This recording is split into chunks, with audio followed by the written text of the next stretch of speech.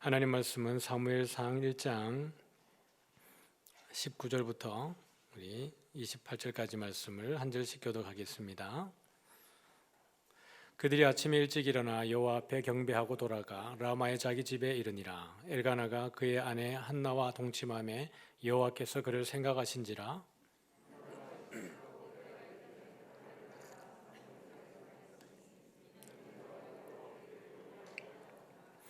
그 사람 엘가나와 그의 온 집이 여호와께 매년제와 소원제를 드리러 올라갈 때에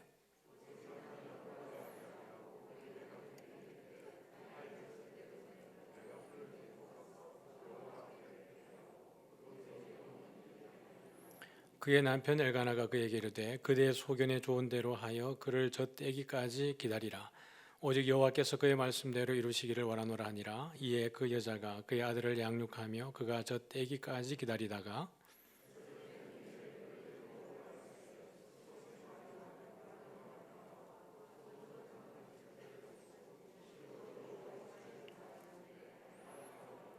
그들이 수소를 잡고 아이를 데리고 엘리에게 가서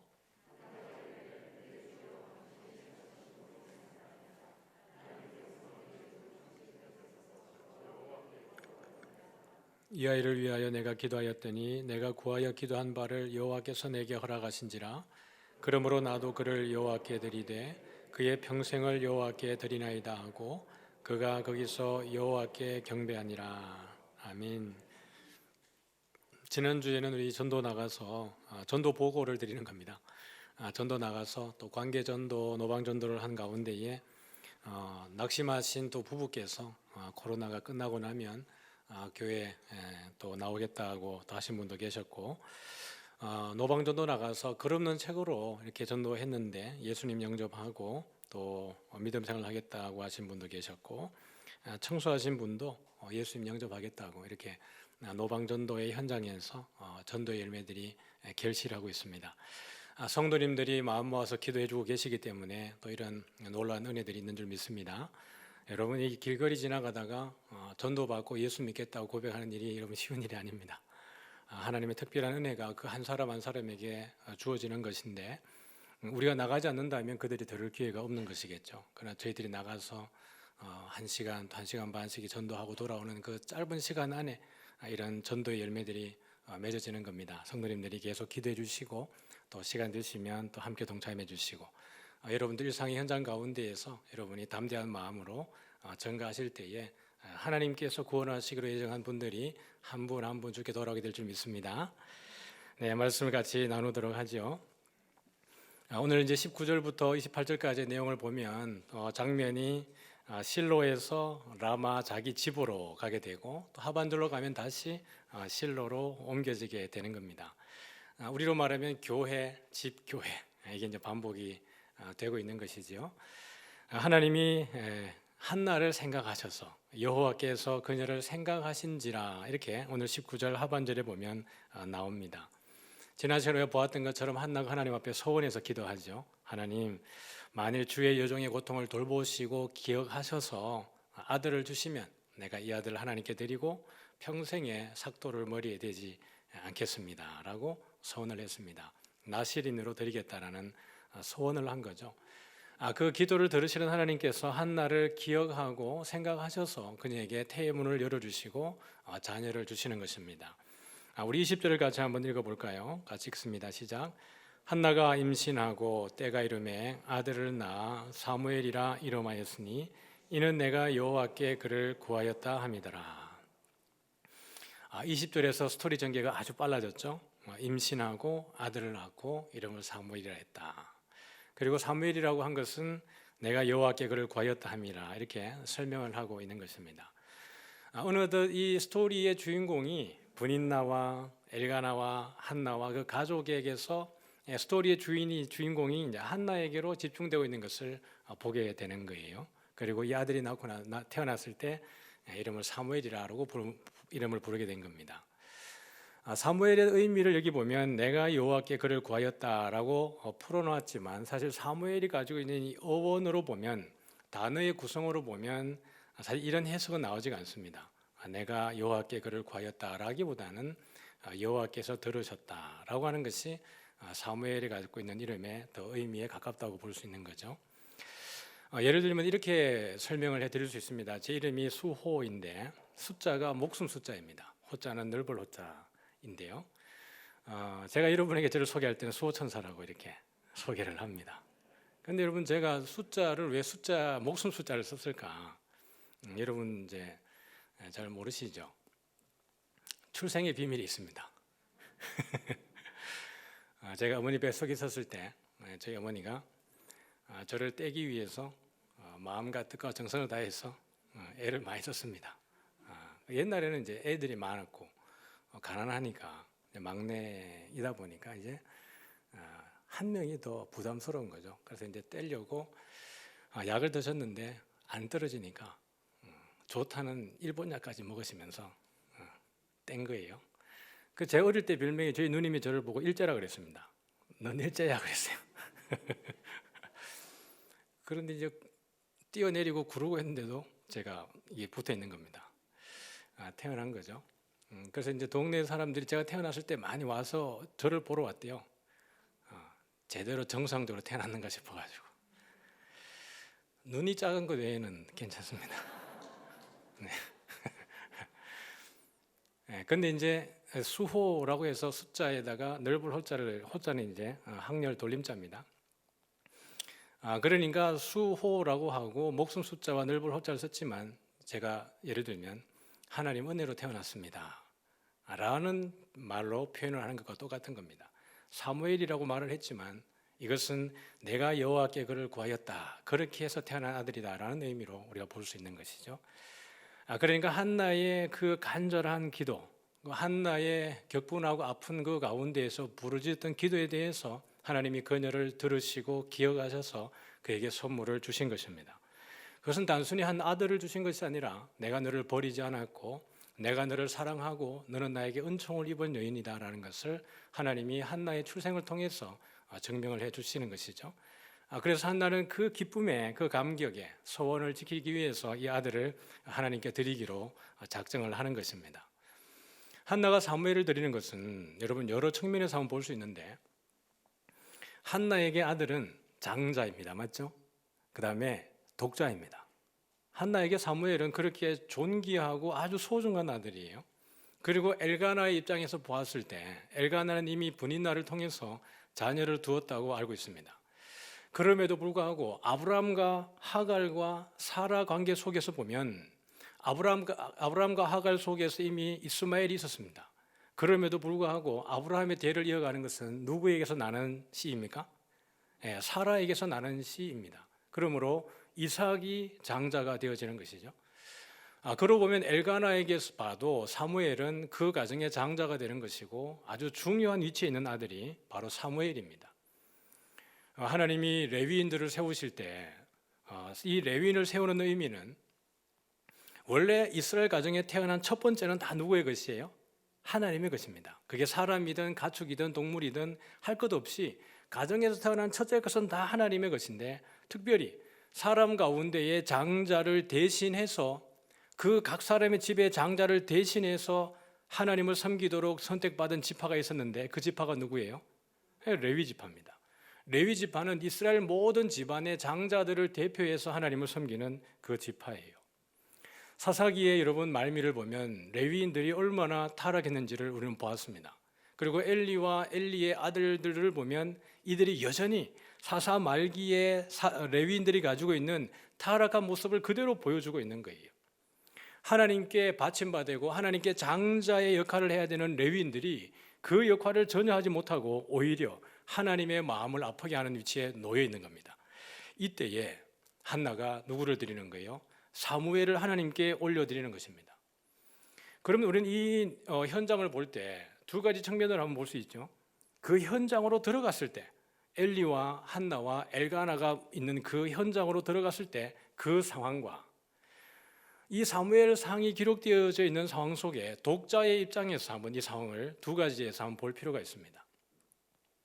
우리는 이미 성경을 많이 알고 있고 사사기도 알고 있고 룻기도 알고 있고 사무엘상도 알고 있습니다. 그러면 이 기록된 내용의 의미는 과연 뭘까? 우리가 이 스토리를 바라볼 때 한나와 엘리를 두고 볼 때 어떤 마음일까? 한나가 사무엘을 바치는 것은 사실 레위인들에 대한 엄청난 하나님의 책망과도 같습니다. 그리고 레위인들이 어떻게 해야 되는지를 보여주는 하나의 교보제이기도 하고 샘플이기도 한 것입니다. 그리고 하나님은 이스라엘을 버리지 않았다라는 것에 대한 또 다른 표현입니다. 내가 다시 이 민족을 회복해 하겠다라고 하는 것을 보여주기 위해서 한나가 사무엘을 바치는 것이고, 사무엘이 성전에 어리지만 그럼에도 불구하고 그가 하나님의 말씀을 받아서 순회하여서 주의 말씀을 선포하는 그 역할을 감당하는 것이 사무엘인 겁니다. 그러니 한나가 아들 하나를 바치는 것은 단순히 소원을 지키는 개념이 아니라 자기의 전 인생을, 전 존재를 하나님을 위해서 드리는 그것이 한나의 헌신이고 한나의 섬김이고 그 소원에 대한 약속을 지키는 것의 의미라고 볼 수가 있는 거예요. 한나를 수식하는 그 정서적 표현이 뭐라 그랬습니까? 슬픔, 고통, 비통, 격분함, 분노. 거기에는 샬롬이라고는 전혀 없다고 그랬습니다. 그럼에도 불구하고 한나가 샬롬을 누릴 수 있었던 것은 뭐죠? 하나님과 심정을 통하게 될 때, 하나님과 기도하면서 하나님의 마음을 깨닫게 될 때 한나는 비로소 거기에서 샬롬을 맛보게 되어지는 것이에요. 그가 사무엘을 얻고 난 이후에 또 그가 하나님께 기도하면서 2장의 1절에 2절에 보면 그 마음을 잘 표현하고 있는데 같이 한번 읽어볼까요? 같이 읽겠습니다. 화면에요. 시작. 한나가 기도하여 이르되 내 마음이 여호와로 말미암아 즐거워하며 내 뿔이 여호와로 말미암아 높아졌으며 내 입이 내 원수들을 향하여 크게 열렸으니 이는 내가 주의 구원으로 말미암아 기뻐함이니이다. 여호와와 같이 거룩하신 이가 없으시니 이는 주밖에 다른 이가 없고 우리 하나님 같은 반석도 없으심이니이다. 아멘. 1절을 다시 한번 보여주시죠. 한나가 기도하여 이르되 내 마음이 누구로 말미암아요? 여호와로 말미암아 즐거워하며 내 뿔이 누구로 말미암아요? 여호와로 말미암아 높아졌다. 한나의 기쁨, 한나의 즐거움, 한나의 그 지위, 그것은 엘가나를 통해서가 아닌 것입니다. 자기 어떤 열심으로 되는 것이 아니라 오직 여호와로 말미암아 하나님으로 인하여서 내가 즐거워하고 나의 뿔이, 다시 말하면 나의 권세가, 나의 위치가, 나의 힘이 여호와로 말미암아서 높아졌다라고 이야기하는 겁니다. 내 입이 누구들 향하였어요? 내 원수들을 향하여서 크게 열렸으니. 이 한나의 원수가 누구겠습니까? 분인나와 그 아들들 아니겠어요? 그 한나를, 분인나를 나타내는 그 적수라고 하는 단어 속에 라이벌이라고 하는 단어가 있습니다. 라이벌 와이프라고 되어 있어요. 그러니까 원수인 것입니다. 분인나는 한나에게. 분인나가 한나를 그렇게 취급을 한 거예요. 그러니 하나님의 긍휼을 입은 한나가 그들을 향하여서 입을 벌리는데 왜 그러냐 그러면 내가 주의 구원으로 말미암아 기뻐하기 때문이다 라고 이야기를 하는 거예요. 모든 상황 가운데에 고통과 어려움이 있었지만 그럼에도 불구하고 여호와로 말미암아, 주로 말미암아 기뻐하는 한나입니다. 그런데 역사적으로 보면 한나 이외에도 또 한 사람의, 우리가 이 선지자를 보면 이 기뻐할 수 없는 상황인데 기뻐하는구나 라는 한 사람을 볼 수 있는데, 우리 하박국을 한번 보면 이렇습니다. 하박국을 통해서는 하나님이 저 북방의 바벨론을 통해서 이 나라의 민족을 내가 심판하겠다, 그런데 반드시 온다, 이렇게 예고를 하시는 거예요. 하박국 입장에서는 너무 마음이 불편한 거죠. 왜냐하면 할례받지 않은 민족이, 하나님을 모르는 민족이, 우상을 섬기는 저 민족이 하나님을 믿는 이 민족을 심판하겠다고, 근데 하나님이 그것을 허락하신다는 것이 하박국으로서는 이 용납이 안 되는 것입니다. 하나님 어떻게 도대체 그렇게 할 수 있습니까? 그런데 이 죄악이 그 하나님의 심판을 돌이킬 수가 없는 것이에요. 그것은 반드시 이르게 될 것이고 이 나라는 멸망을 받을 것이라는 겁니다. 그때에 하박국의 마음이 물같이 녹아내립니다. 이렇게 이야기합니다. 그들이 우리를 흩으려고 폭풍처럼 밀려올 때에, 숨어있는 가엾은 사람을 잡아먹으려고 그들이 입을 벌릴 때에. 여러분, 전쟁은 우리에게 참 공포스러운 것입니다. 우크라이나 사태를 보고 있는데 하도 문명이 발달해서 지금은 전쟁의 참상을 우리가 그대로 보고 있습니다. 실시간으로 보고 있고 그 잔혹함을 그대로 보고 있는 거예요. 그러나 그 이전의 전쟁들도 우리가 볼 수 없었을 뿐이지 전쟁은 항상 잔혹하고 항상 두렵고 무서운 것입니다. 우리는 우크라이나의 상황을 위해서 기도를 많이 해야 합니다. 왜냐하면 우리 이 나라 이 땅도 그러지 말라는 법이 없는 상황 속에 놓여 있기 때문에 그렇습니다. 그들이 빨리 회복되어지고 전쟁이 끝나고 그 사람들이 일상으로 돌아가서 그리스도의 복음을 들을 수 있는 환경들이 주어졌으면 좋겠습니다. 하박국의 마음이 지금 너무 힘든 거예요. 왜냐하면 여러분 앞에 전쟁이 몰려온다고 생각을 해보십시오. 그 우크라이나 그 시민들의 인터뷰를 보면, 전쟁 초기의 인터뷰를 보면 그런 이야기를 했습니다. 2022년에 전쟁이 일어날 줄은 몰랐다. 이 땅에 진짜 전쟁이 일어날 줄은 몰랐다. 이것이 그들의 인터뷰였습니다. 우리도 여러분 그렇게 생각하고 있지 않습니까? 지금 러시아가 수많은 미사일을 쏘지만 전쟁이 끝이 나지 않기 때문에 러시아가 만지작거리는 게 무엇이라고 말합니까? 핵이라고 이야기하고 있습니다. 북한에서도 이야기합니다. 우리가 남한에 미사일을 많이 쏘지 않겠다. 뭐가 있기 때문입니까? 핵이 있기 때문에 그렇습니다. 전쟁은 낭만이 아니고 전쟁은 두려운 것입니다. 그것이 어떠한 전쟁이라도 우리에게는 공포스러운 것이에요. 하박국은 그것을 알고 있습니다. 그래서 16절에 이렇게 이야기합니다. 3장 16절에 같이 한번 읽어보겠습니다. 시작. 그 소리를 듣고 나의 창자가 뒤틀린다. 그 소리에 나의 입술이 떨린다. 나의 뼈가 속에서부터 썩어 들어간다. 나의 다리가 후들거린다. 그러나 나는 우리를 침략한 백성이 재난당할 날을 참고 기다리겠다.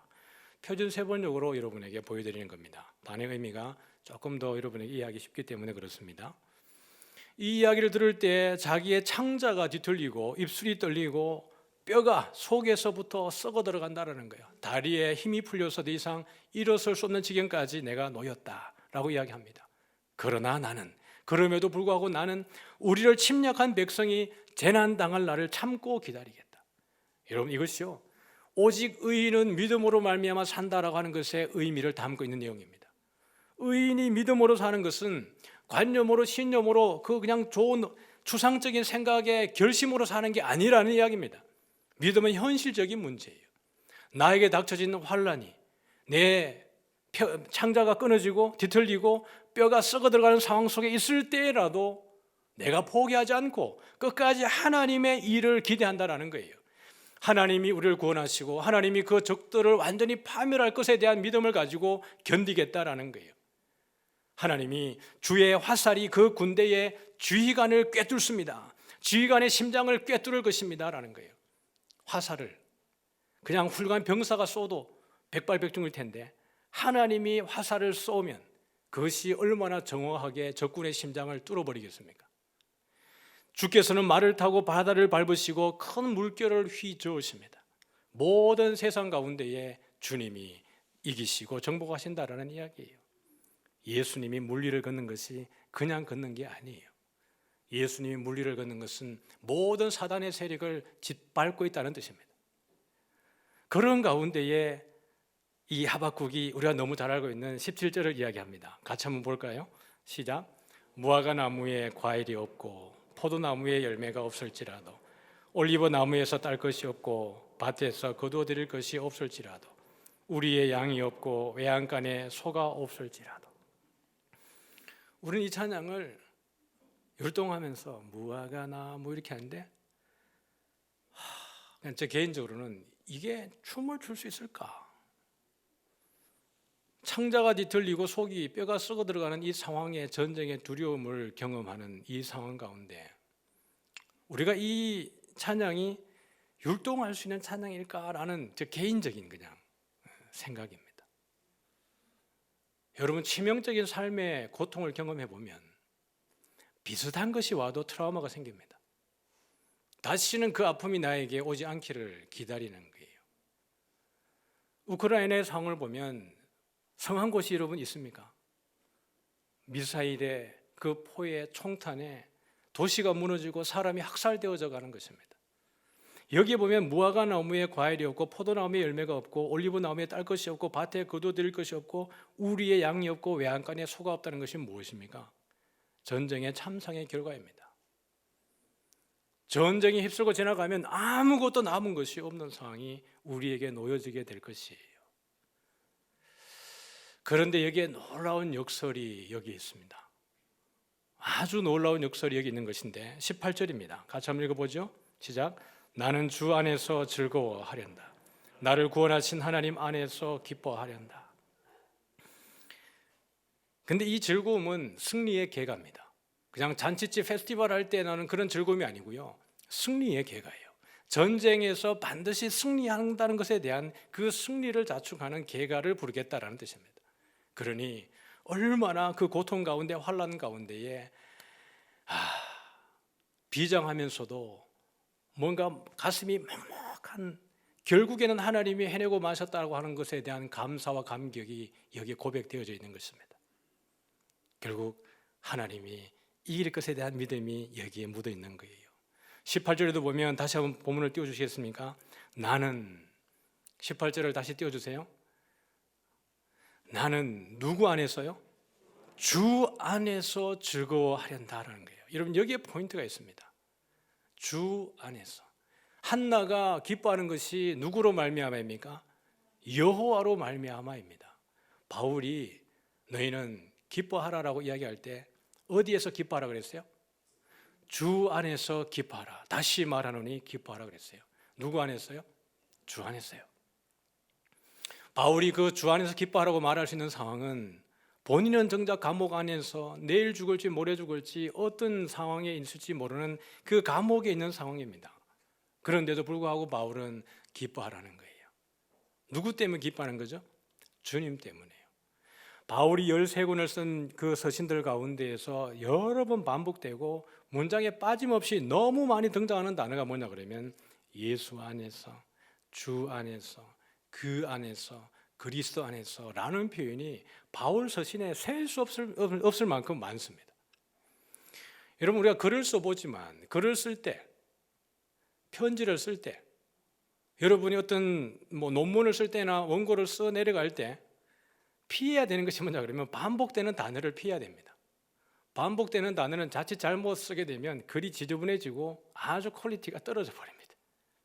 그런데 바울의 글에는 이 단어들이 수없이 반복됨에도 불구하고 바울의 글이 지저분해지지 않습니다. 오히려 그 의미가 강화되어지고 강조되어지는 역할을 하게 되는 거예요.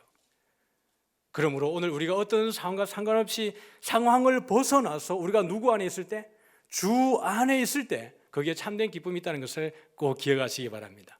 한나의 기쁨은, 오늘 이 하박국의 그 즐거움에 대한 고백은 주 안에 있음으로 인하여서 여호와로 말미암아서인 줄 믿으시길 바랍니다. 요셉이 그 감옥에 있을 때에도 요셉에게 뭐라 합니까? 형통하였더라라고 이야기합니다. 그런데 그 형통하였더라 앞에 무엇이 있습니까?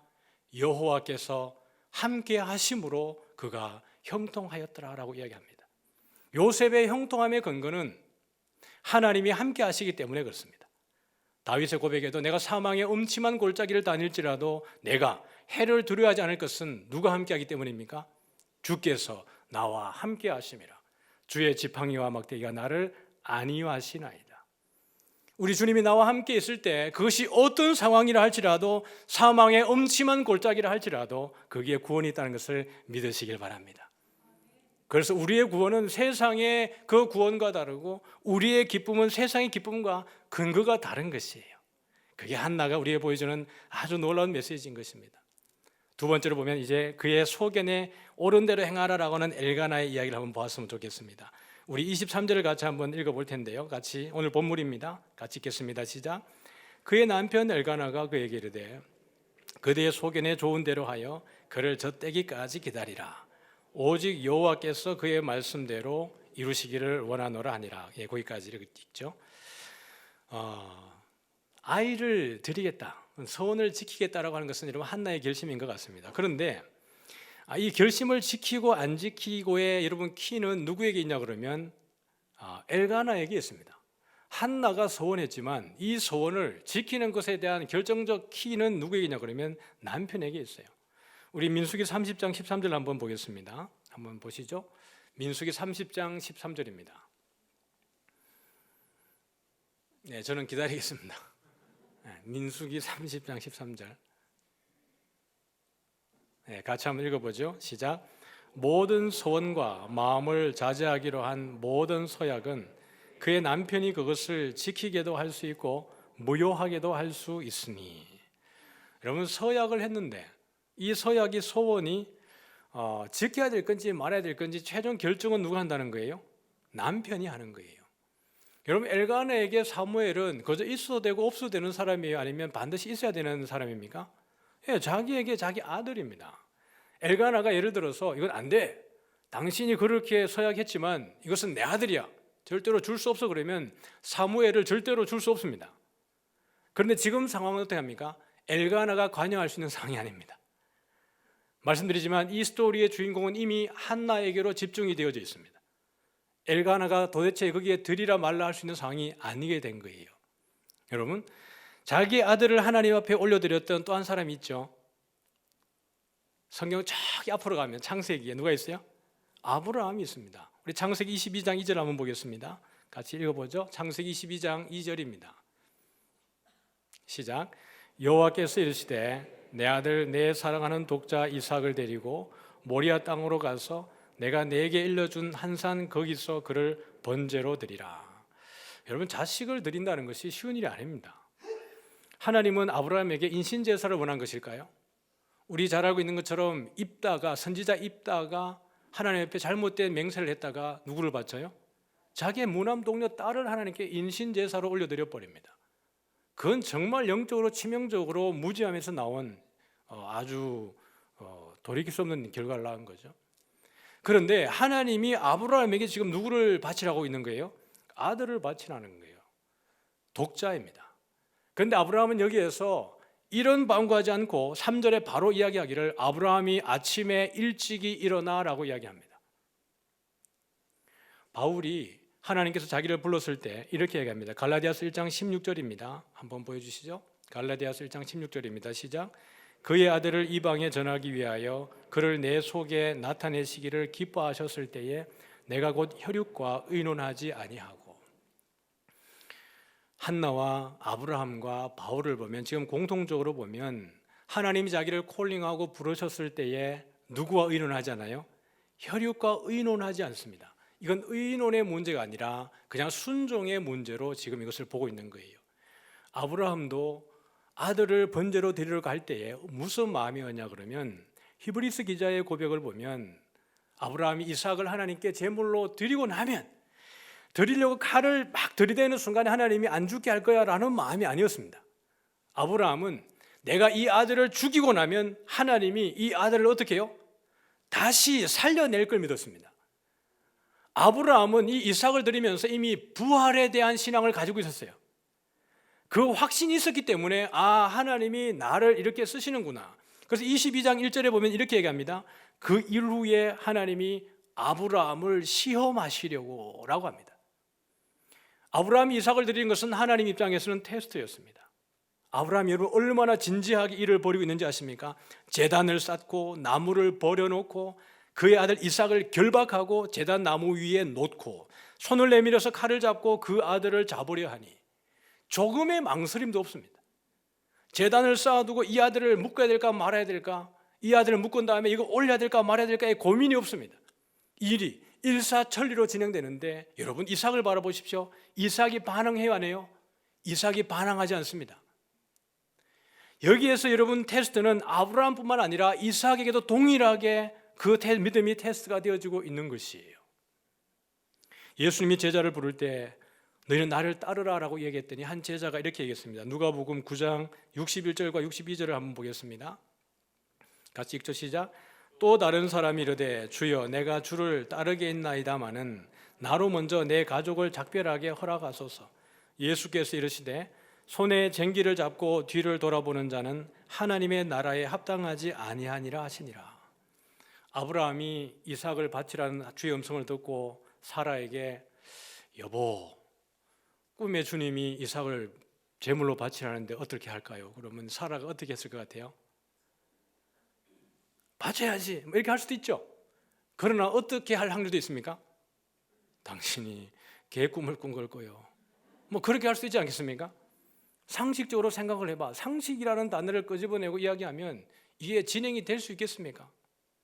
한나가 여보 이 사무엘을 받았는데 하나님 이렇게 바치겠다고 선언을 했는데 드릴까요 말까요? 그러면 엘가나가 드려야지 라고도 할 수 있지만 어떻게 할 수 있어요?